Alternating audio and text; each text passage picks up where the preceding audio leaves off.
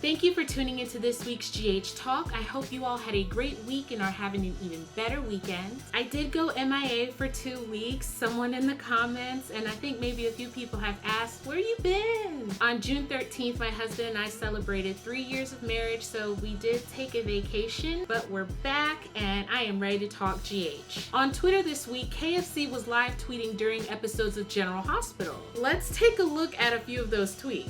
Get out of that car, Anna. Save yourself. I think we can all learn a little something about ourselves from Kiki's show of strength. I wish Michael and Nelle all the very worst, and I hope their wedding planning is a long, drawn-out trail of misery, and you know why, Nelle. You know why. However, the tweet that brought all of this to my attention was, come on, Sam, all we're asking is for you to passionately punch Jason in the lips with your lips. You know, for old time's sake. Of course, many of us J-Sam fans were hyped up over this. Some even grabbed a bite to eat from KFC after seeing this tweet. I even had a chicken tender $5 fill-up today. Because when I was getting ready for today's video, I was scrolling through their Twitter page and I just got hungry. So I told my husband, can you please just run to KFC real quick? On the flip side, there were some fans who were not pleased with KFC's endorsement of Jason and Sam. Someone even said that they would now be taking their business to Popeyes. Speaking of Popeyes, a fake tweet was created in response to KFC. Forget pickles. Dream GH fans get 20% off any combo this weekend at participating Popeyes locations. Use promo code DREW when placing your order.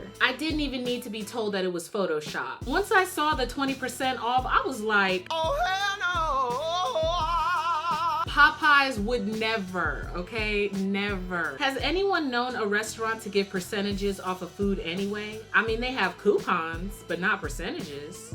The reason why KFC is so pro-GH is because they've secured a branded content deal with ABC. I've seen people say that this is a cheesy move for the show to make, asking if they're really that desperate. Well, duh, they are. We all know that soaps is not making the coins like they used to, and I will never be ready to lose General Hospital. So if the show has to promote Kentucky Fried Chicken to make some extra coins, then let them promote Kentucky Fried Chicken. Moving on from that, Dante Falconeri has officially left Port Charles. Apparently, he was selected by the WSB for a special case. How do you feel about how Dante's departure was handled? It was very abrupt and even hollow. He didn't even have goodbye scenes with anyone else besides Lulu. Well, the door is clearly open for a possible return or even a recast. If they don't recast the role of Dante, do you think we'll see a repeat of what happened between Kiki and Dylan, where they'll have Lante divorced from a distance? Regardless, I wish the actor the best of luck. Maxie received a visit from Jordan, who wanted to know if she had any information on Peter. Of course she doesn't. I know that some feel that Maxie should never forgive Peter, but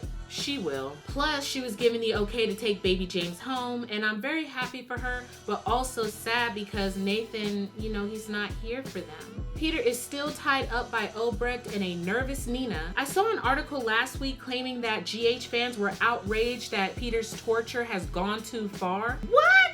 I have not seen anyone say that. If anything, most fans are complaining that the character gets too much screen time. Peter deserves to be strapped to that bed for the next 5 years, off screen, in my opinion. Nina is starting to crack under the pressure of helping her aunt keep Peter hostage. Just go ahead and let him go, Nina. Just let him go. Felicia was going around town trying to find Dr. O so they could plan Maxie's baby shower. Both Dr. O and Nina showed up late, and by the end of the festivities, Sam appeared to be very much aware that these two had something to do with Peter's disappearance. Sam and Curtis were caught in the DA's hotel room. She's yet another in a long line of district attorneys who have come into town claiming they're gonna take Sonny down. Been there, done that. There's nothing original about this lady right now. I mean, it's so overdone, I'm sick. Why couldn't they have casted the actress to play Sarah Weber? Or why not bring back Hayden Barnes? Fans want Liz to have more family, plus they are legacy characters. But no, we've been introduced to Terry, who is Liz's childhood friend, who is now a woman. And even though this is interesting, we don't need the character. We have Brad and Lucas, who currently have an adoption story going on, yet we barely see either one of them. Why not show the proper love and care for the LGBTQ characters we currently have before you try to bring on others? I would love to see more of Felix, with him having his own own story instead of him playing the I'll call him if I need a sidekick person. Kiki wants to move forward with taking her case to court against Dr. Be Creepy. Francesca now has agreed to back her up with her own testimony. Plus, Scott is now Dr. Be Creepy's lawyer thanks to Ava and Franco. I believe Kiki is going to lose this case because it will come out that she slept with Griffin and she'll lose all credibility. Drew came. I was thinking that this man is so pressed about an invitation to a wedding that's 5 months away that instead of calling Elizabeth to make sure that it wasn't sent in error, he showed up at her house. To me, it seems as though they really don't have anything going for the character right now. He still won't get the procedure. The flash drive with his memories is still in the lost and found. While over at Elizabeth's house, he went on to tell her that he could turn Jason in because he has knowledge within his mind of all of his crimes. Some fans are enjoying his budding friendship with Franco. Others are disgusted that he would even consider being friends with the man, let alone the best man at his wedding. Plus, he invited him out for beer. I'm not a fan of Drew or Franco. It did make me think that if Sam was still with Drew, she'd be going to this wedding alongside him. She'd be at this wedding in celebration of Liz and the man who led her to believe that he raped her. Him having a tumor doesn't change the fact that it happened. But of course, I acknowledge that Franco isn't the same person he was when those things transpired. As far as Drew goes, he's burdened by memories of Jason's criminal activity, but not bothered by the memories of Franco's. He has a mental front row seat to what this man has done and how it affected the woman he's supposed to love. But he's gonna give him the benefit of the doubt because of something that happened when they were 3, something that he can't remember. Jocelyn is turning into quite a little thief. I'm not sure why, since she is connected to people who got enough money to buy their own island. She lied to Nelle about what happened to the cologne. That was pretty slick of her. However, Nelle smelled it on Oscar when she got to Kelly's, and then Chase smelled it when he came up after her. Chase kept defending himself, saying that he did not send the shirt. I'm an innocent bystander. I'm like, boo, Michael knows. He knows. Then when they get to the house, it's like an inside joke. I can't believe that he followed me here and that he'd send me this shirt from our favorite bar in Florida. And the whole time Michael's in his head like, why you always lying?